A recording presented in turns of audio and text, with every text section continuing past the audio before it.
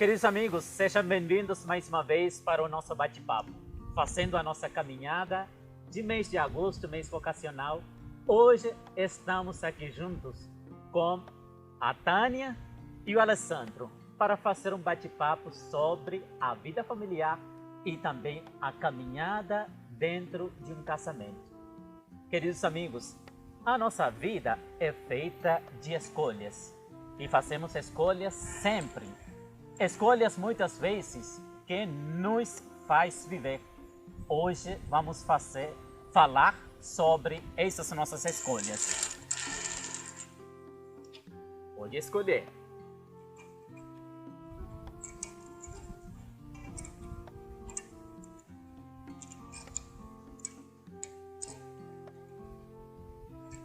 E como escolhemos a pedra para jogar num jogo de dominó, fazemos também nossas escolhas na vida cotidiana.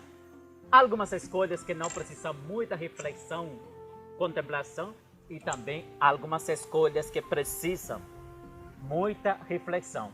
Nesse caso, pergunto a vocês, meus convidados, como foram a escolha, contemplação para chegar a um casamento?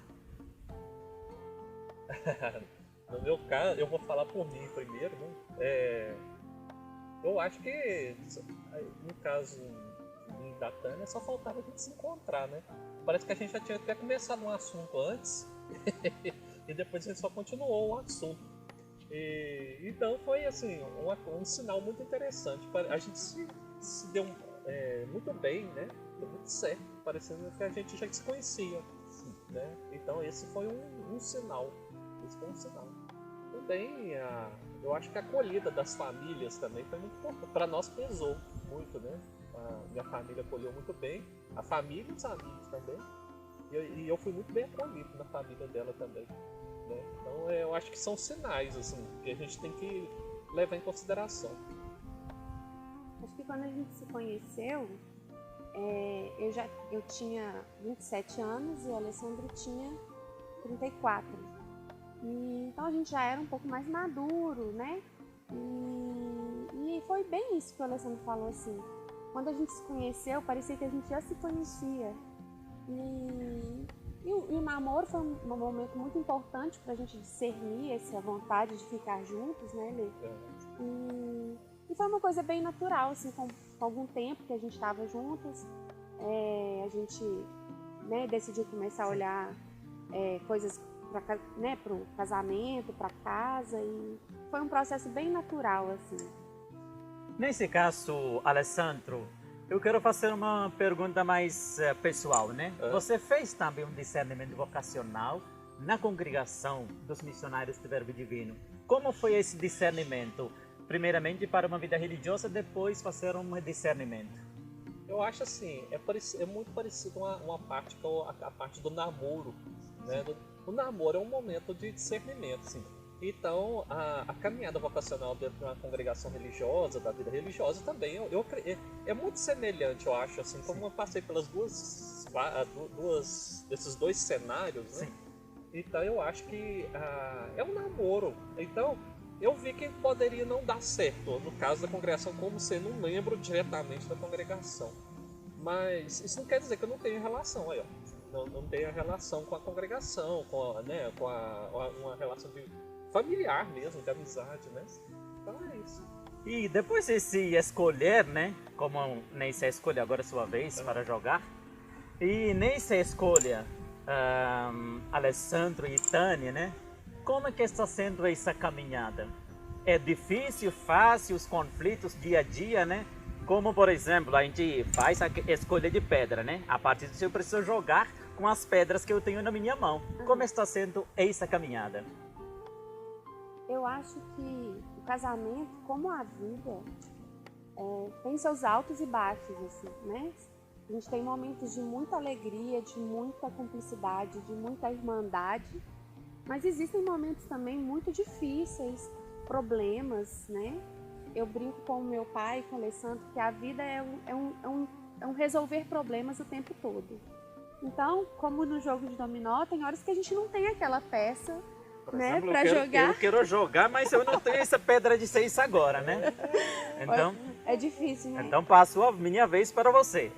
E aí a gente tem que articular bem as coisas e, vou tentar fechar o Alessandro para eu ganhar. Mas às vezes não dá, então às vezes é ter um pouco de paciência, passar a vez, né? E entender que existe algo maior, assim, né? O que nos uniu foi algo maior. Então, às vezes, dá um tempo para as coisas, né, resolverem, para os problemas passarem. Acho que é isso. Eu acho assim, o pessoal se baseia muito na família de Nazaré, Sim. né? A família de Nazaré, se a gente for olhar, é uma família real. É real, com problemas. Se a gente for olhar, existe uma certa ingenuidade de muita gente de achar que vamos nos inspirar na família de Nazaré porque ela é perfeita. Não, ela é perfeita no sentido humano, porque ela tem problemas, uma família real. Então a gente vê nas famílias reais tem problemas, mesmo a família cristã, a família que ora, que tem devoção, a família que é temente a Deus, tem altos e baixos, Se a gente for ver a família de Nazaré, eu acho muito interessante. Ela teve também problemas. Jesus, como era uma pessoa pública, deu muito trabalho para Maria. Deu muito trabalho. E José, quase que Maria era apedrejada, né, na gravidez dela. Então, são famílias, há problemas. Então, eu acho nesse sentido. E a gente se inspira, assim, nesse sentido. É uma família real, né? Tem problemas, tem altos e baixos. E saber lidar com os problemas, né, na vida cotidiana. Não existe uma vida... Eu lembro, por exemplo, meus pais, né? Já são 62 anos de vida matrimonial. Eu fico perguntando para minha mãe, né? Foram sempre momentos bons, tem muitos conflitos, tudo isso, né? Mas sabe lidar com isso, né?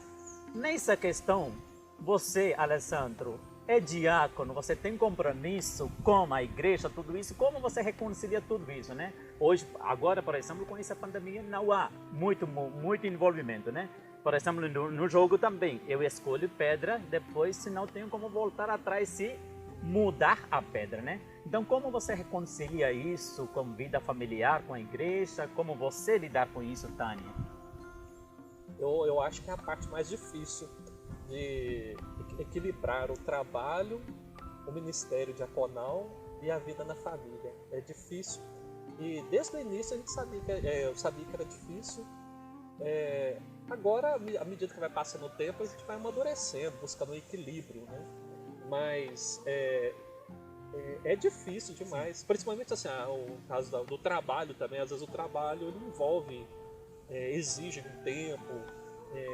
Então, nesse caso da pandemia, está até muito interessante que agora o tempo é mais da família. Sim, verdade. É mais da família.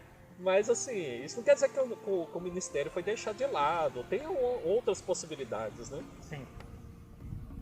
E para você, Tânia, como está sendo esse envolvimento, a igreja e a família? Você sente a ausência do marido, por exemplo, ele é diácono, tudo isso. Como você lidar com isso? Foi fácil para aceitar ou... Eu falei uma vez uma frase muito natural. Sim. E o padre Anselmo falou uma coisa assim... E aí, num dia ele relembrou essa frase que, assim, desde quando eu conheci o Alessandro sempre teve uma espiritualidade muito forte. O Alessandro é meu padrinho de crisma.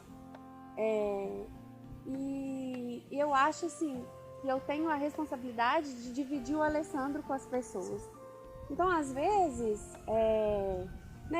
às vezes eu sinto um pouco a falta dele, eu também tenho a minha participação na igreja, mas eu acho que eu tenho que dividir o Alessandro, assim, né?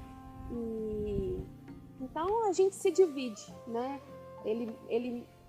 Eu não estou com ele quando eu estou nas minhas atividades, ele também tem as atividades dele. A gente tenta fazer isso de forma harmônica, mas eu sei que isso é para um bem maior, então é de todo coração que eu aceito dividir o Alessandro com a igreja, com a comunidade, porque eu acho que é para uma coisa maior. Então, tendo esse objetivo, né? Por exemplo, aqui no jogo, agora vocês me fecharam de novo, eu não tenho nenhuma pedra para jogar. Mas agora eu tenho que jogar agora. É o Alessandro. Aí, ó, quem sabe? Aí, ó, te deu uma chance. Ó. Agora me deu uma chance, né? Então, nessa perspectiva, como você vê o casamento, né? Por exemplo, isso envolve a abertura de ambas partes para caminhar juntos, né? O que me preocupa hoje em dia, os casais que são recém-casados, né, não conseguem talvez dar essa abertura um para o outro, né? Porque eu quero sempre ganhar ou outra pessoa sempre quer ganhar. E como você lidar com isso na vida cotidiana? Por exemplo, a partir do momento que meu objetivo é esse, e a minha mulher ou meu marido não conseguir ver o mesmo objetivo, o casamento não vai para frente. Como você lidar com isso? Aí eu acho que é a multiplicação de dons, assim, a gente não deve fechar a riqueza do outro, não. É uma multiplicação de dons. O outro tem que ter liberdade. Tem que ter liberdade. Ele tem uma vida, tem uma história. Antes de eu conhecer a Tânia, ela já tinha uma história. Então ela tem gostos que são diferentes dos meus, né? Eu também tenho uns costumes diferentes dos dela. Mas a gente tenta multiplicar o dom de um e de outro. Multiplicar. Então é muito importante ter ter na cabeça a liberdade do outro, a personalidade do outro, ter consciência disso. Às vezes acontece de casais, eu noto, e o que eu estou falando aqui não é uma regra. Cada família tem uma característica, tem uma história, isso é muito importante também. Não existe uma fórmula de uma regra, uma receita de bolo, né? Mas o que a gente nota é que quando um casal quer concorrer com o outro, eu acho muito venenoso, muito venenoso. Então a gente tem que concorrer nos dons, né? Assim, no sentido assim, quem tem mais dons para poder oferecer para o outro. Eu acho assim, nesse sentido, né? Mas agora acontece muito na parte financeira também, assim, às vezes um acha que está inferior porque o outro está ganhando mais. É uma coisa estranha isso. Não, isso aí eu acho muito venenoso. Muito venenoso. Eu acho que, né, assim, a gente voltando naquela parte do namoro, eu acho que no namoro que é a hora que a gente conhece a outra pessoa e vê, e você vê quais são os sonhos da pessoa, você vê quais são aquilo que a pessoa quer viver, como que a pessoa quer viver. E aí depois que você casa, você não pode querer falar, não, esquece tudo aquilo que você queria e agora se amolda aquilo que eu quero, né? Então, tem que ser parceiro, Sim. né? E parceiro quer o crescimento do outro, sonha o sonho do outro também, né? E fortalece. Vocês têm já 10 anos de casamento, né? E muitas vezes as pessoas têm medo de casar na igreja, falando que se eu casar na igreja, o casamento não dura. Como você vê isso? Isso é verdade? Como é que isso depende da pessoa também? Olha, eu acho que pra gente era justamente o contrário, assim. O casamento só seria de verdade, só seria uma união verdadeira se fosse sob as bênçãos de Deus. Então, pelo contrário, assim, para nós não fazia sentido a gente se unir se não fosse na igreja. Então, assim, para as pessoas que estão com medo de casar, eu também já ouvi isso, assim, igual você falou assim, nossa, eu fico com medo de casar na igreja, parece que depois que a gente casar na igreja vai dar tudo errado. Pelo contrário, assim, né, Lê? Eu acho que não fazia sentido pra gente. Eu acho que a falta da compreensão, porque é o sacramento, né? O sacramento é um sinal de Deus. A Tânia é um sinal de Deus na minha vida, né? Desde o início, desde os primeiros dias de namoro, eu acho que é. Aí eu acho que isso precisa ser celebrado, né? Se a gente olha por esse ângulo, o que é um sacramento? Que é um sinal de Deus, sinal real, visível, palpável. A gente não tem medo, não, pelo contrário, né? A gente estava até ansioso. Eu lembro que tinha 2 meses só de namoro, já tinha amigo meu já insistindo, vocês não vão casar não? Assim, né? Eu falei, não, espera um pouquinho.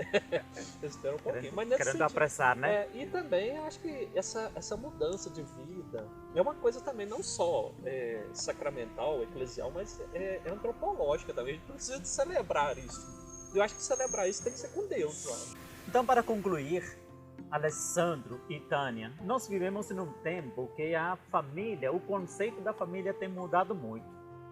Então, jamais nós podemos pensar naquela família tradicional.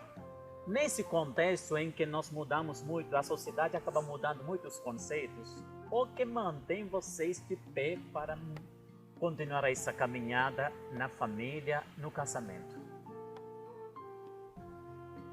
Eu acho que é gostar do outro, né? É o principal, gostar do outro. A gente não... É sempre aquilo que nos fez unir da primeira vez, né? Não perder essa história, né? Não perder essa história.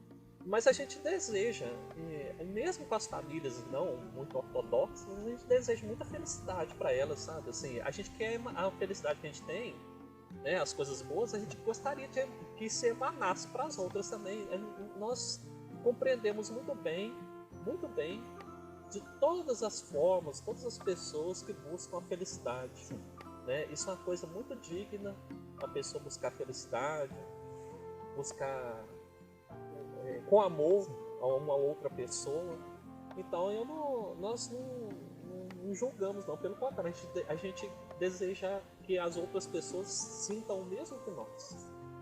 Então, caros amigos, essa é a nossa mensagem para esse dia. Que a família se torne o lar de encontro e de felicidade. Nesse encontro, nessa felicidade, eu preciso abrir mão de muitas coisas e ceder minha vez para outra pessoa, para que outra pessoa possa crescer. Em tudo isso, precisamos ter um objetivo claro. E nesse caminho, nem a igreja pode se tornar uma pedra no caminho, né? Apenas para facilitar o caminho. Alessandro e Tânia, muito obrigado por estarem aqui conosco e agradeço também por esse carinho que vocês têm com a família Arnaldina. Que Deus os abençoe hoje e sempre. Amém. E é uma data hoje, exatamente hoje, estamos comemorando 12 anos que a gente se conheceu. 12 anos de namoro. 12 anos de namoro 12 anos de namoro. E 10 anos de casamento. Então, forte abraço, fica com Deus, até a próxima.